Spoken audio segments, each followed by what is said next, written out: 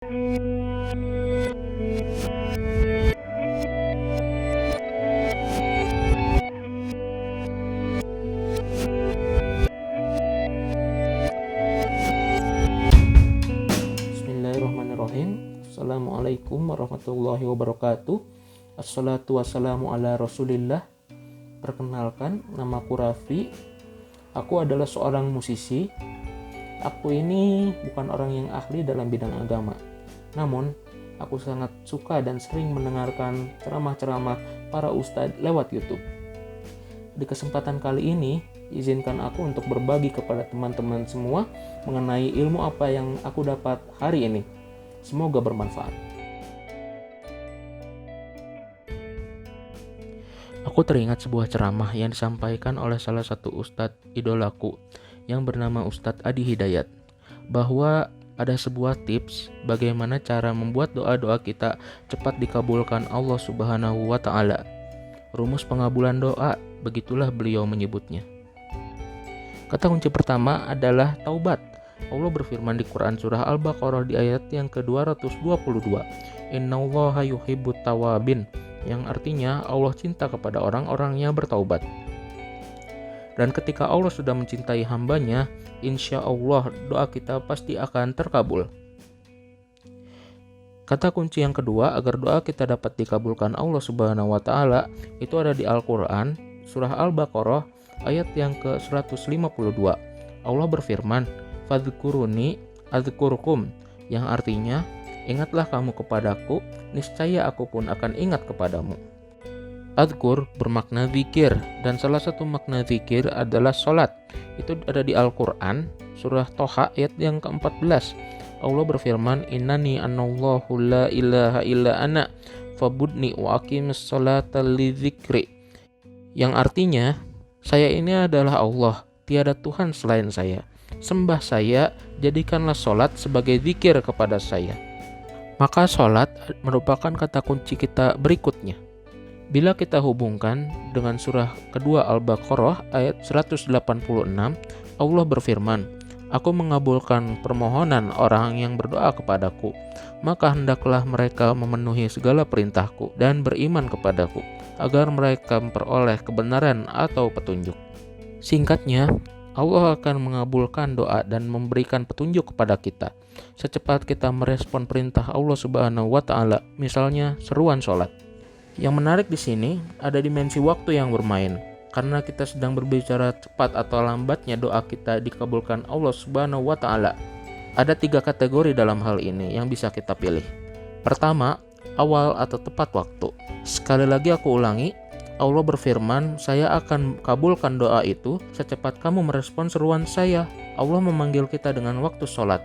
Saat kita merespon seruan Allah tepat saat dipanggil, maka Allah akan ingat pada kita saat ada panggilan dari kita kepadanya. Seruan azan datang, kita langsung menuju ke tempat sholat sesuai dengan waktu panggilan. Maka saat kita memanggil Allah, memohon pertolongannya, baru disitulah Allah Subhanahu wa Ta'ala akan ingat kepada kita. Kedua, akhir waktu. Ini yang harus dihindari. Saat Allah Subhanahu wa Ta'ala panggil kita, misalnya di waktu asar, tapi kita baru datang saat menjelang waktu maghrib, bisa kita pikirkan sendiri kapan Allah akan mengabulkan doa-doa kita. Na'udzubillah. Ketiga dan terakhir, sebelum waktu. Bersiap sholat, bahkan sebelum ada seruan azan. Waktu sholat masih 15 menit lagi, tetapi kita sudah bersiap dan datang sebelum dipanggil. Kita sudah datang ke masjid, mengambil wudhu, duduk berzikir dan membaca Al-Quran. Datang sebelum dipanggil, maka Allah akan mengingat kita bahkan sebelum kita memanggilnya. Orang yang seperti ini yang semakin kuat meningkatkan ibadahnya, bahkan sebelum dia dipanggil, dia datang, tentunya memiliki ketakwaan yang tinggi dan terus meningkat. Alhasil, Allah Subhanahu wa Ta'ala seringkali sudah meringankan beban kehidupannya bahkan sebelum dia menjalani persoalannya. Masya Allah. Maka dari itu, rumus Al-Qur'annya ketika meningkat ketakwaan dengan semakin ingat kepada Allah, maka kesulitan-kesulitan hidup akan diringankan Allah Subhanahu wa Ta'ala. Jadi bukannya nggak punya masalah, masalahnya ada, tapi ringan. Sebelum dia minta, sudah diselesaikan duluan oleh Allah Subhanahu wa Ta'ala.